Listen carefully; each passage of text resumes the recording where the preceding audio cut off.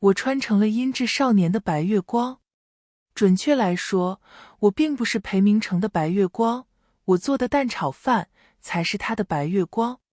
亲爱的朋友，你有没有过这样的时刻，偶然翻开一本旧书，指尖触到泛黄的纸页，突然就想起某个午后，阳光透过窗棂洒在书籍上，连灰尘都在光束里慢慢飘。那时的时光好像特别慢，慢到能把书中的每一句话都嚼出味道。欢迎来到时光书房，喜欢我的朋友欢迎点击订阅分享。那我们故事开始。蛋炒饭4块钱一大碗，量大管饱。这是裴明成能吃到的最好的饭。上初中的小男孩，身体发育最关键的时候，一天的伙食费只有5块钱。就连这5块钱，也是裴明成每天追在他爸屁股后面要。那个酒蒙子才骂骂咧咧地从钱包里抽出5块钱来给他吃饭。要不到钱，裴明成就只能饿着肚子上课。饿过2次之后，裴明成就知道了，如果他要不到钱，绝对不去上学。他走遍学校门口的小吃摊、小饭馆，最后停在了我的炒饭摊子面前。我正忙得热火朝天，手脚麻利的炒饭，问食客忌口，时不时还抬头和他们聊几句。小小的摊位旁边满是欢声笑语。裴明成抿着嘴唇，眼睛直盯着小摊的价格表。最便宜的那当是蛋炒饭，5块钱一份。他手里只剩下4个硬币，早上他实在是饿得不行，花1块钱买了2个馒头，就着水吃完了。完全没饱，只能说垫个肚子。等到最后一个客人的饭炒完，我擦了擦汗，终于注意到了裴明成。书里阴鸷的少年，未来的大反派，如今还只是一个饭都吃不饱的孩子。小孩，你想吃什么？裴明成舔了舔干裂的嘴唇，小声地问道：蛋炒饭可以给我炒4块钱的吗？我用铁勺敲了敲锅，笑容满面地说：当然可以，你有什么忌口吗？裴明成摇了摇头，跑到我身边，不好意思地往我手里塞了4个攥出汗的硬币。起锅，锅热下凉油，油温之后，往锅里打一个鸡蛋，刺啦一声，蛋香味爆开来。快速划散鸡蛋，倒入剩米饭，用铁勺压平压散。翻炒的过程中，米饭香和蛋香交织在一起，香气四溢。下半勺盐，些许味精，翻炒均匀。最后下一把葱花，再次翻炒。此时的蛋炒饭粒粒分明，香甜可口，令人食指大动。裴明成站在旁边，眼巴巴地盯着锅里的蛋炒饭，口水都要流出来了。我麻利地盛出蛋炒饭递给他，快吃吧。裴明成接过满满一大盘子蛋炒饭，坐在旁边的马路牙子上。第一口蛋炒饭下肚，他饱受饥饿的肠胃发出了幸福的轰鸣声。从来没吃过这么好吃的蛋炒饭。裴明成大口大口地往嘴里塞饭，嚼几下就囫囵咽进了肚里。不过3分钟，我洗个锅的功夫，满满一大盘子蛋炒饭已经只剩盘子了。裴明成打了个饱嗝，摘掉盘子上套的塑胶袋，连着刚刚吃饭的一次性勺子一起扔进了不远处的垃圾桶里。我看着他离去的背影，心里不禁感叹道：真是个有礼貌的好孩子。自从在我这吃过一次蛋炒饭，裴明成每天都来，风雨无阻。他是个很聪明的孩子，我的小摊前面有人的时候，他就帮我打扫卫生，乖乖地等着客人走完。趁没人的时候，再把4块钱塞给我，眼睛亮晶晶地盯着我炒饭的铁勺。不多时，一大盘香喷喷油亮亮的蛋炒饭就递到了他手上。时间过得很快，1个学期的时间眨眼就过去了。寒风凛冽，学校放假了，没有课源，我把摊子挪到了医院附近，每天炒炒饭唠唠嗑，日子过得也不错。我在这个世界是一个无儿无女的寡妇，靠着这个小摊维持生计。还好我炒饭的手艺不错，挣的钱够我吃喝租房子，还能攒下来一点。腊月15那天，天色阴沉，乌云压得很低。我旁边卖炸串的大姐麻利地擦着灶台，伸着脑袋看了一眼天色，哟，这是要下雪了。我掏出手机看了眼天气预报，黄色暴雪预警，一会儿要下大雪了。我们相熟的几个摊子都开始收东西，准备回家了。收拾完东西，天色越发暗，我握紧车把，眯着眼睛向家里驶去。小雪粒打在车棚顶上，刺啦刺啦的，有点像收音机的杂音。风越刮越大，风里卷着的雪也从雪粒子变成了大片的雪花。趁着雪还没积起来，我猛踩了一下油门，小车的速度提了起来。从医院回家的路会经过初中门口的小吃街，我怎么也没想到，裴明成居然蹲在我平时摆摊的地方，单薄的外套上落满了雪花。裴明成蜷缩着蹲在地上，看到我的瞬间，他惊喜地站了起来，踉跄了几下，冲我跑了过来。我赶紧踩下刹车，他已经跑到了我的车旁边，手冻得发紫，往我手里塞了5块钱，抬起冻皴了的小脸，小心地问我：“婶儿，我好饿，能给我做个蛋炒饭吗？”裴明成端着一大碗蛋炒饭，坐在我的房子里大快朵颐。我给他倒了杯热水，笑骂道：“吃这么着急也不怕噎着，真是个傻小子。慢点吃，喝口热水。”裴明成听话地放下碗，端起杯子，咕噜咕噜喝下去半杯水。热水热饭妥帖地抚慰着他的肚皮，裴明成总算是放慢了吃饭的速度。一碗蛋炒饭下肚，裴明成不顾我的劝阻，执意跑到厨房里洗碗。我给杯子里续上热水，裴明成端着水杯捂手，过了好一会儿，他的手总算恢复了正常的颜色。吃饱喝足，裴明成磨磨蹭蹭地坐在凳子上，不时用眼睛瞟我，明显就是有事想说。说吧，有什么事？我摸出一袋瓜子，放在饭桌上，磕得咔咔作响。裴明成也摸了一小把瓜子，只剥不吃，不一会儿，桌子上就攒起了一小把瓜子仁。他默默地将瓜子仁推到我面前，看了我好几眼，鼓足勇气问道：“婶儿，我放假的时候没钱吃饭，但是我能帮你干活，我不要工钱。婶儿，你给我炒碗蛋炒饭就行，可以吗？”我瞅着他的小身板，不到1.6米的个头，还瘦了吧唧的，一眼看过去就知道是个小孩。你上初几了？还没满16岁吧？你这算童工的，要是被发现了，我这摊子可就开不成了。裴明成长红了脸，他低着头，闷闷地说：“婶儿，不好意思啊，麻烦你了，我先回去了。”他放下杯子，慢慢挪到门口，走之前还回头深深看了我一眼，可怜巴巴的。我冲着门口喊了一声：“回来！”我还没说完呢，放在门把上的手飞快地缩了回来。裴明成蹭蹭2步窜回桌边，两眼直勾勾地盯着我。想在我这吃饭可以，你以后放机灵点，别人问你就说是我老家的侄子，不然的话我就不请你帮忙了，蛋炒饭也别想吃了，知道了吗？裴明成兴高采烈地点点头，开心地说：“我知道了。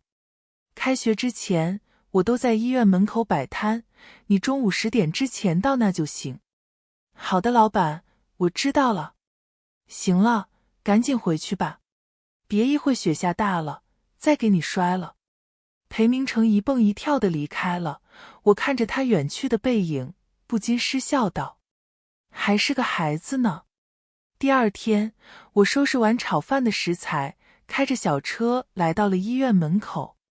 裴明成穿着不太合身的大黑棉袄，站在我摆摊的地方，不停地跺脚。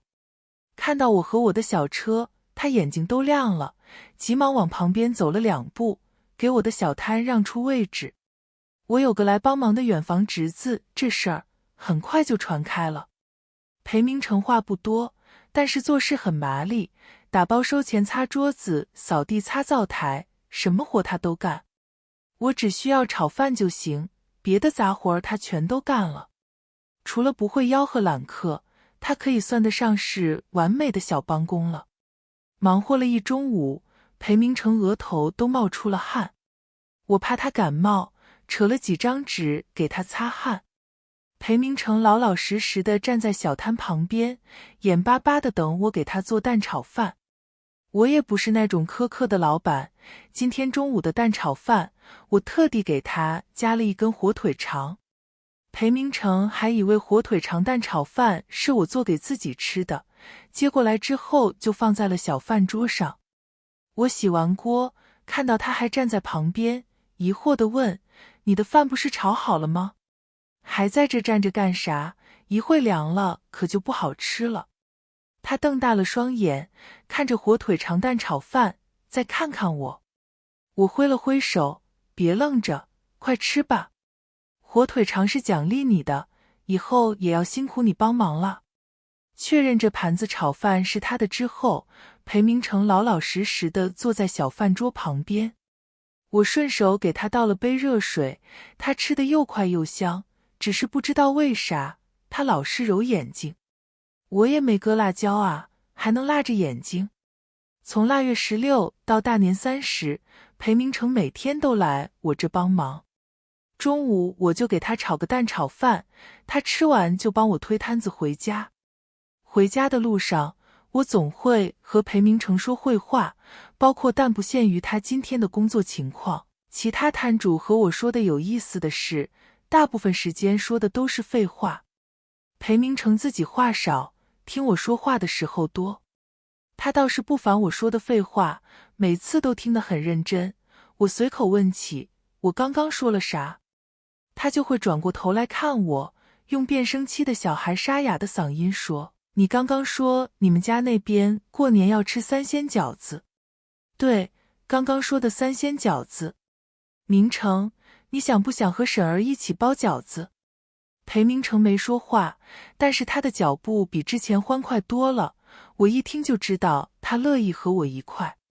摊子推到车棚里，我带着裴明成上菜市场买包饺子用的东西：3肥7瘦的猪肉绞成肉臊子，再买上半斤虾，买点干木耳，半斤韭菜，做馅的东西就齐活了。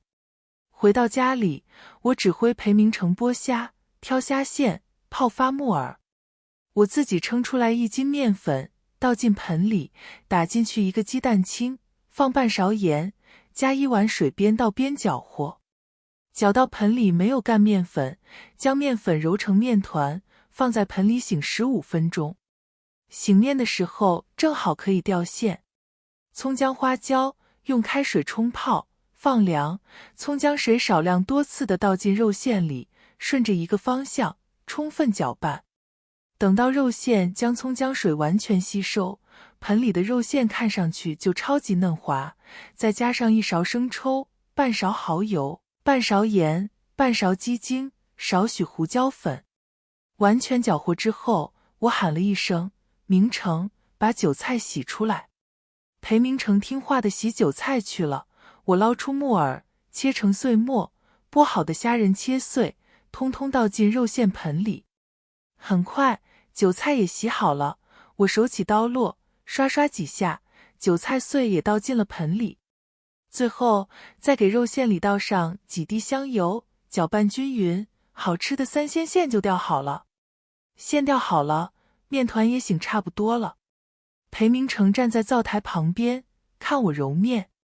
醒过的面团再揉上几分钟就变得非常光滑，我往面板上撒点面粉防粘，将面团揉成长条，揪成大小均匀的剂子。我抬头看向裴明成：“你会包饺子不？”裴明成摇摇头。我取出擀面杖，将剂子擀成4圈薄中间厚的饺子皮，递1张到他手里。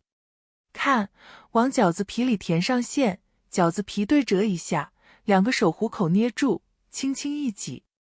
我放开手，一个完美的饺子出现在我掌心里。裴明成学着我的样子，填上馅，对折，虎口捏住饺子皮，一挤，噗的一声，饺子馅露了出来。我拍着腿笑出了声，傻小子，别使那么大劲，那是饺子皮，不是塑胶袋。裴明成赶紧拿过桌子上的饺子皮，补了上去。还好从第二个饺子开始，裴明成捏出来的饺子就有模有样的了。我们一个擀皮，一个捏饺子，气氛非常和谐。包到最后几个饺子，我从围裙里摸出2个洗干净的5毛硬币，让裴明成塞到饺子里面。这可是我家那边的传统，谁吃到硬币，明年肯定会顺顺利利、平平安安。听我这么说，裴明成虽然无奈，但还是任由我将硬币放进了饺子里。包完饺子，我竖出来一半饺子，下进锅里。白胖的饺子在水中沉浮，裴明成老实地坐在饭桌旁边，眼睛眨也不眨地盯着锅里的大饺子。点过3遍凉水，饺子就出锅了。裴明成顾不上烫，夹起一个饺子就咬了下去，汤汁四溅，烫得他直呼气。我端着蘸料碗，哭笑不得，拍了拍他的后脑勺，放凉了再吃。傻小子，一会儿嘴巴烫起泡了，可怎么办？裴明成接过我手里的蘸料碗，嘶哈了好几声，可算是让嘴里的温度降了下去。中午的饺子吃完，我们没吃到硬币。下午，裴明成打了盆水，在我的指挥下，将我家里里里外外擦得干干净净，还贴上了新的窗花和对联。冬天的夜晚来得早，不过5点，天就擦黑了。裴明成该回家了。临走之前，我递给他一个饭盒，里面装着满满一盒饺子。裴明成接过饺子，眼圈都红了。谢谢婶儿。我笑得不行，那你可谢早了，婶儿还给你买了新年礼物呢。我从背后拿出来一双崭新的藏蓝色雪地靴，递到他手里。裴明成彻底绷不住了，他2步窜进我怀里，紧紧地抱着我，哭得一塌糊涂。我隐约听到傻小子喊了声妈。我叹了口气，回抱住裴明成，别哭了，乖儿。明天就过年了，眼睛哭肿了可不好。裴明成不舍得放开我，用袖子擦干眼泪，对我深深鞠了一躬，谢谢你，婶儿。新年快乐。新年快乐，明成。快回家吧，天都要黑了。我这就回去，婶儿你先进去吧，外面冷。裴明成看着我进了里屋，提起装着饺子和鞋的塑胶袋，一步一步走进了寒风里。大年初1那天，裴明成穿着我给他买的雪地靴，一大早就跑到我家里来，给我拜年。婶儿，新年快乐，恭喜发财。他毫不含糊，跪在地上砰砰给我磕了3个响头。我笑得不行，赶紧把他从地上拉起来，掏出红包就往他兜里塞。裴明成捂住口袋，不愿意收红包。我虎着脸，恨铁不成钢的点点他的脑袋，压岁钱你都不要，傻小子，1年可就这么一回。你不要压岁钱，就是不认我这个婶子。我说这话只是吓唬吓唬他，没想到裴明成当真了。他放开胳膊，任由我把红包塞进他的衣兜里。傻小子红着眼圈，带着哭腔说，婶儿我错了，我没有不认你。他这么一哭，吓得我一激灵，赶紧拍了拍他的后背，婶儿瞎说的，你别当真啊。这孩子大年初1可别哭嗷，不吉利。听我这么说，裴明成硬生生地把眼泪憋了回去。他从裤兜里掏出一个5毛硬币，兴高采烈地捧到我面前，骄傲得像一只小孔雀。我吃到硬币了。我拍着手，眉开眼笑道，明成今年肯定顺顺利利，平平安安。中午吃剩的饺子，我吃到第5个饺子时，一个硬东西硌了一下我的牙。我吐出来一看，正是第2枚硬币。裴明成放下筷子，拍着手笑道：“婶儿今年也顺顺利利，平平安安。”吃完饺子，裴明成抢着把碗洗了，我悠闲地嗑着瓜子，坐在沙发上看电视。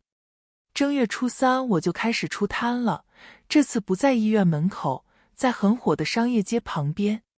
这里过年的时候人特别多，城管也来得很勤，一个不注意，连人带摊都会被扣下。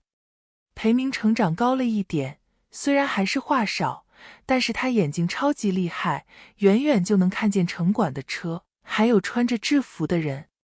托他的福，我在商业街旁边摆了1个星期摊，一次都没被城管逮到过。正月初10，初中开学了，我和熟悉的摊主们重新回到了中学门口摆摊。裴明成还是每天中午过来给我帮忙，就算被同学发现了，他也不在意。有同学问起，他就说炒饭摊子的那个老板是我姨。有了这层虚假的亲戚关系做掩护，他的同学们也莫说别的话。或许是在我这吃的比较好，裴明成的个头猛蹿了一大截。本来不太合身的大黑棉袄，到了该换上春装的时候，已经十分合身了。少年人开始抽条，细瘦的身体掩在宽大的校服下面，帅气的面容混着少年的青涩感，再加上忧郁的气质，十足的少女杀手。就连隔壁卖炸串的大姐都说：“你这个侄子真俊。”不少情窦初开的少女跑到我的炒饭摊来，就为了多看他几眼，将我的小摊子围得水泄不通。托他的福，我每天都能早早收摊。从这些小女孩的只言片语里，我渐渐了解到了他的另一面。学校里的裴明成，高冷，话少，成绩好，老师的心头肉，同学眼中的学神。没时磨朋友，每天除了学习就是吃午饭的时候来我的炒饭摊帮忙。送走那些小女生，我熟练地从车斗里摸出一大盒米饭，起锅烧油。裴明成边擦桌子边盯着我炒饭的铁勺。等饭出锅，裴明成就凑到我身边，开心地接过蛋炒饭，吃得一脸满足。我原以为这样平静的生活会持续很久，直到那天晚上，裴明成冒着瓢泼大雨，3更半夜跑到我家，敲响了我家的门。我随手披了件外套，睡眼惺忪地跑去到门口。谁啊？裴明成的声音响起，婶儿，是我，明成。我赶紧开门，让被雨浇透的裴明成赶紧进来。炉子烧上，毛巾扔到他头上，给他找了个薄被子。傻小子，快把湿衣服脱下来，放炉子上烤一下，不怕感冒啊。我跑进厨房，给他煮了碗姜糖水。我端着姜糖水走到客厅时，裴明成老实地缩在被子里，衣服裤子搭在炉子旁边。一碗姜糖水下肚，裴明成的脸上终于恢复了点血色。在火炉旁边，裴明成裹着被子，给我讲了一个悲惨小男孩的故事。小男孩的妈妈生孩子时大出血没了，小男孩的爸爸认为是小男孩克死了自己的妻子，对襁褓里的他不管不顾。如果不是外婆于心不忍，把他带到了6岁，小男孩可能早就不在了。6岁之后，小男孩回到了爸爸身边。小男孩爸爸自从失去了妻子之后，开始酗酒，成天醉醺醺的，喝醉了就打小男孩，也不给他饭吃。小男孩饿得没办法，只能偷钱去买东西吃。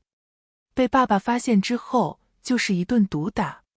小男孩磕磕绊绊地长到了初中，个头渐长，他爸爸不敢打他了，却还是不给他饭吃。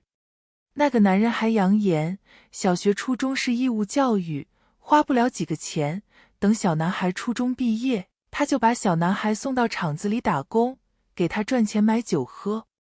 小男孩初1的时候，家里来了一个陌生的阿姨。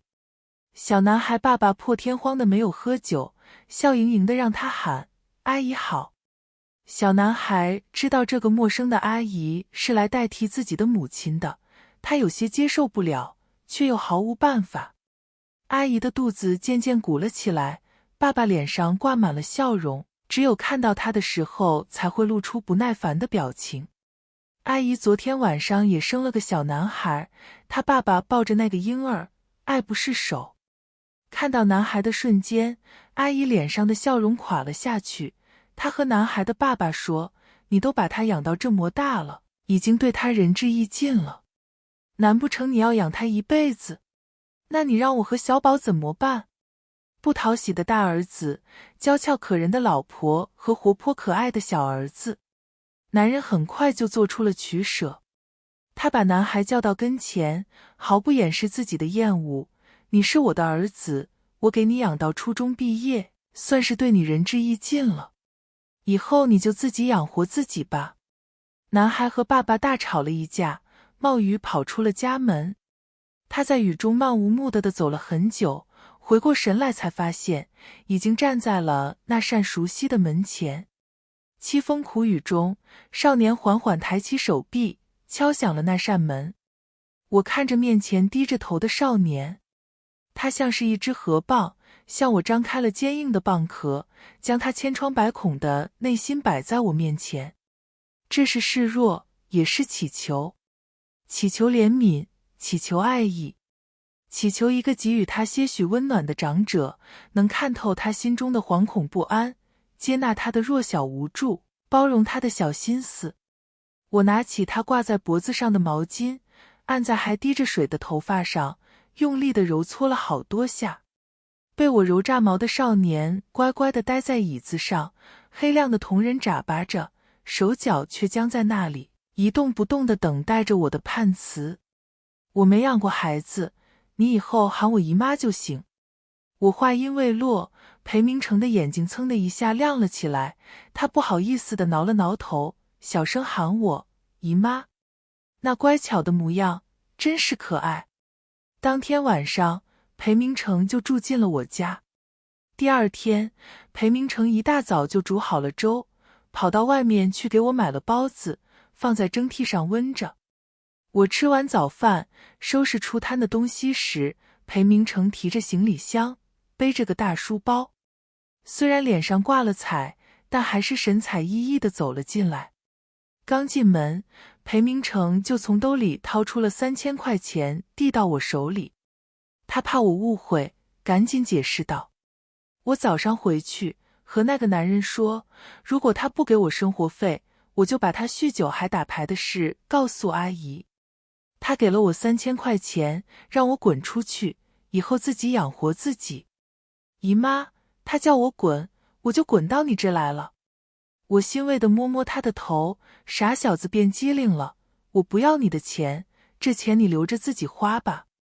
裴明成闷闷不乐地把钱收了起来，帮着我收拾那些菜，直到快上课了才背了书包，匆匆跑远了。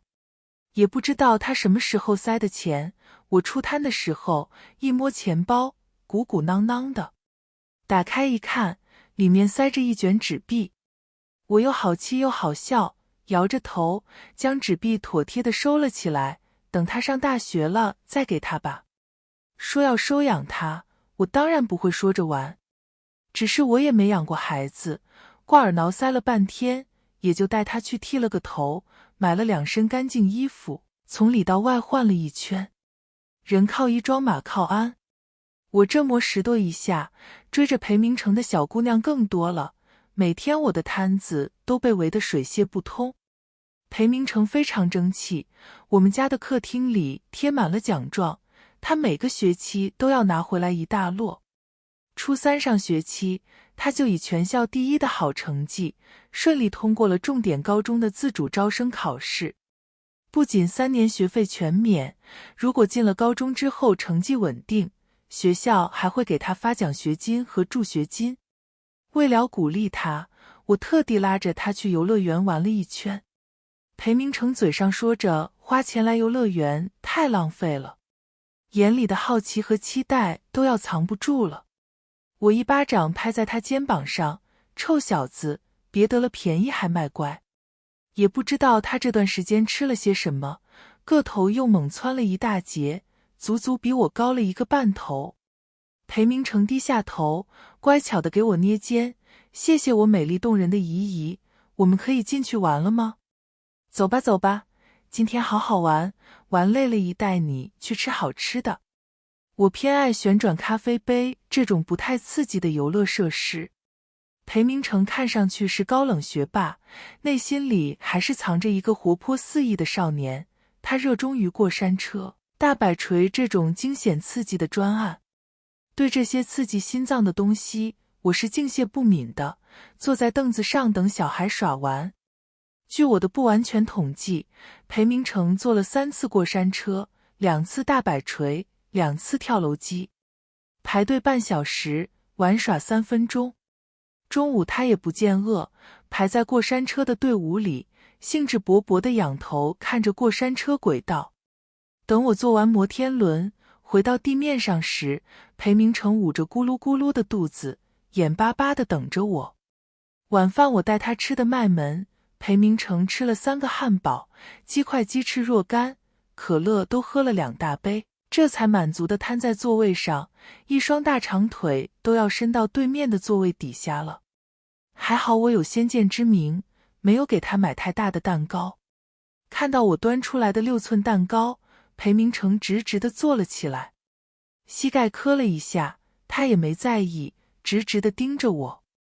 我拿出16两个数字的蜡烛，放在蛋糕上，点亮蜡烛，看他一动不动，连声催促他：愣着干嘛？快许愿啊！裴明成吸了吸鼻子，食指交叉，闭着眼睛，默默地许下属于他的愿望。他睁开眼睛，吹熄了蜡烛。我从包里拿出一件有点粗糙的毛衣，递给裴明成。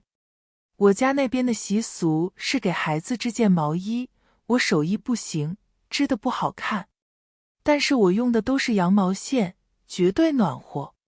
裴明成颤抖着手接过毛衣，他摸着手底下软和舒适的毛衣，情不自禁地把脸贴上去蹭了蹭。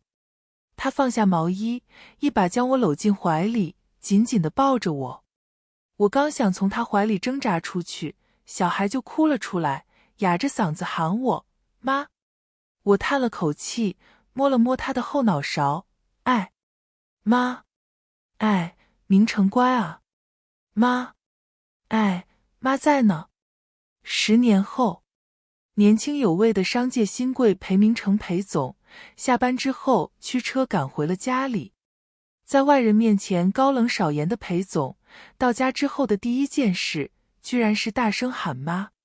妈，我回来了。我拎着铁勺从厨房走了出来，10年岁月只在我头上添了几缕白发。我笑眯眯地看着裴明成，明成回来了，今天晚上吃地3鲜和玉米排骨汤，等会儿就好了。裴明成的嘴角向下耷拉，看上去有点委屈。行了行了，别装可怜，蛋炒饭不得等你回来再炒呢。听到晚上能吃蛋炒饭，裴明成的眼睛一下子就亮了，狗腿的跑到我背后捏肩捶背，甜言蜜语不要命的撒。我就知道妈最爱我了，美丽迷人温柔大方的妈妈。蛋炒饭我想加根火腿肠行不？行，老干妈要不要？少来点呗妈，最近有点上火。起锅烧油，滑鸡蛋，把饭压平，翻炒均匀，加少许盐，放老干妈、火腿肠，再次翻炒，下葱花，翻炒，出锅。裴明成一如既往地站在灶台旁边等饭吃。蛋炒饭盛出来之后，他端着盘子坐在餐桌旁狼吞虎咽，时不时冒出来一句好吃，真香。我坐在他旁边，恨铁不成钢地点了点他的脑门，都吃10多年了，怎么还惦记着蛋炒饭啊？还没吃腻呢。裴明成咽下蛋炒饭，黑亮的眼睛笑得眯成了一道月牙。怎么会吃腻呢？初中的时候，无数个饥肠辘辘的夜晚，裴明成都是想着第二天能吃上的蛋炒饭才熬过去的。妈做的蛋炒饭，他吃一辈子都不会腻。今天的时光书房之旅到这里就暂告一段落了。下一期我们会带着新的时光之书与你相遇，可能是关于老上海的弄堂故事，也可能是藏在经典名著里的岁月细节。记得常回来看看，时光书房永远在这里，陪你在文字里与时光温柔相拥。咱们下期见。